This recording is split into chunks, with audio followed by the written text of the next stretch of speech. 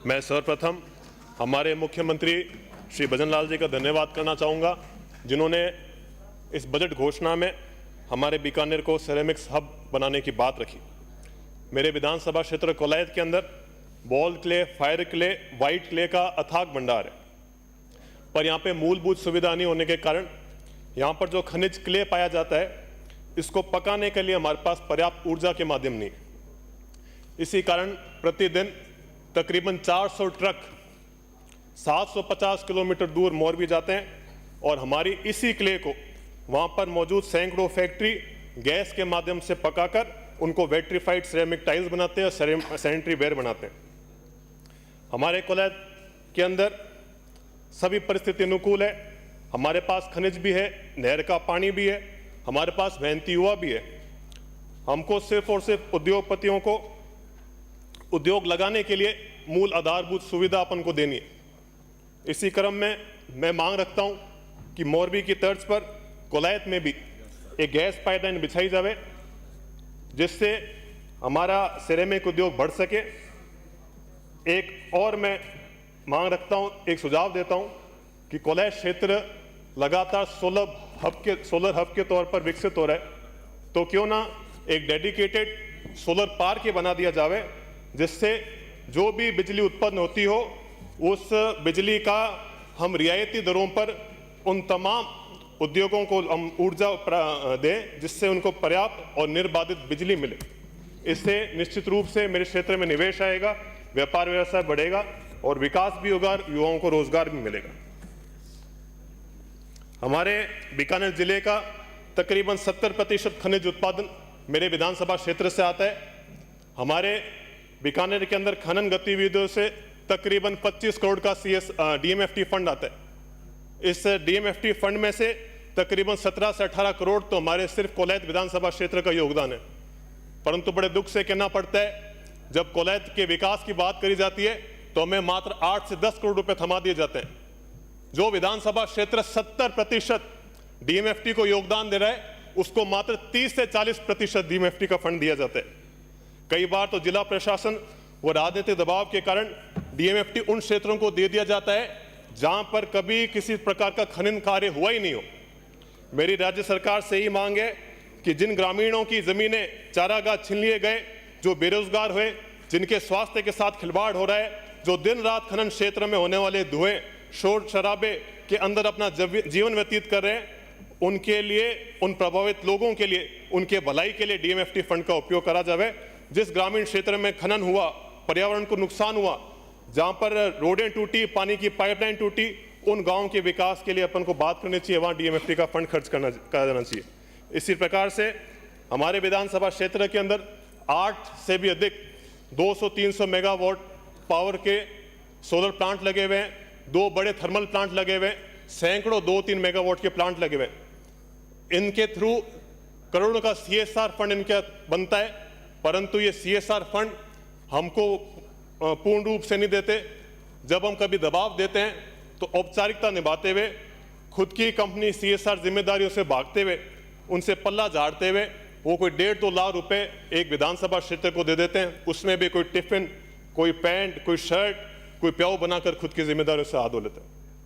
मैं पूछना चाहता हूं कि जो क्षेत्र करोड़ों का राजस्व सालाना देता है, क्या उनके लिए ये 2 लाख रुपए कोई रेवड़ी से कम है? ये कोई न्याय संगत बात नहीं है।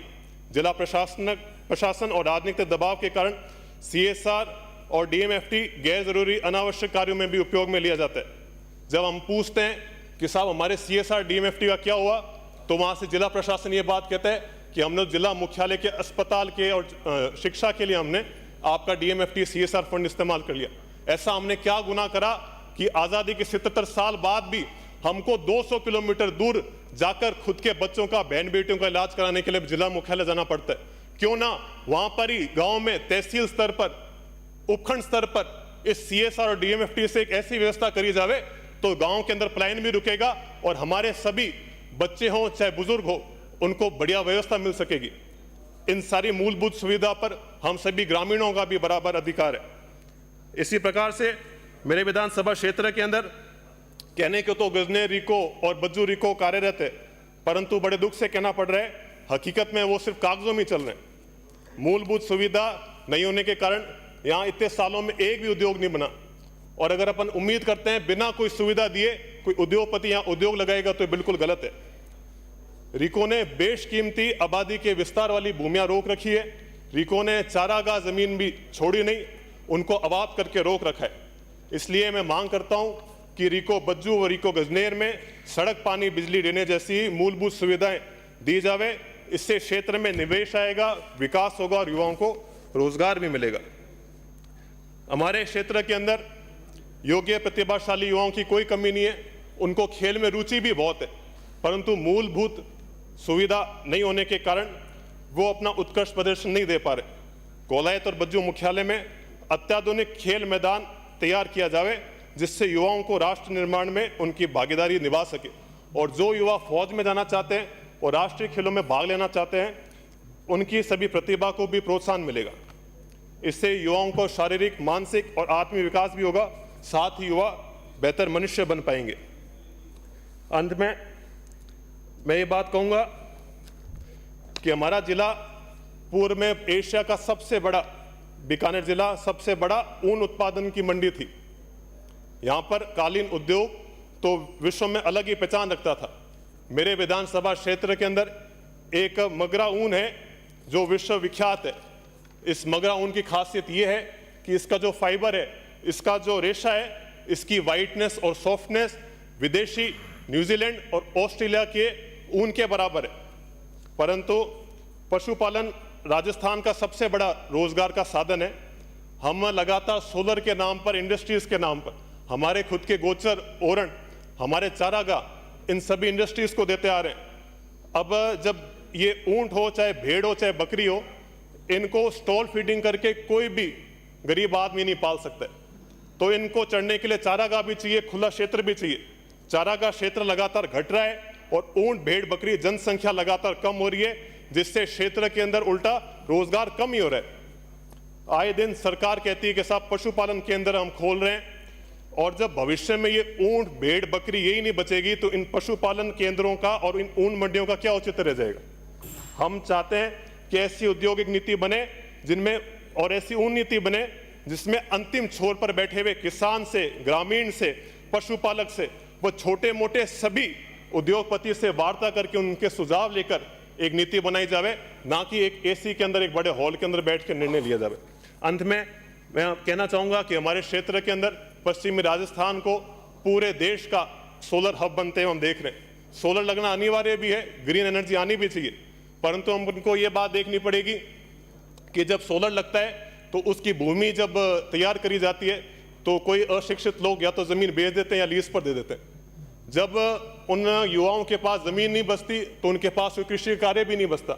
कृषि कार्य जब नहीं बचता तो वो मजबूरन आके बेरोजगार हो जाते हैं और वो गलत संगत में पड़ के इन नशों के अंदर पड़ जाते हैं। नशे के कारण वो चोरी और आपराधिक गतिविधियों में भी भागने लग जाते हैं।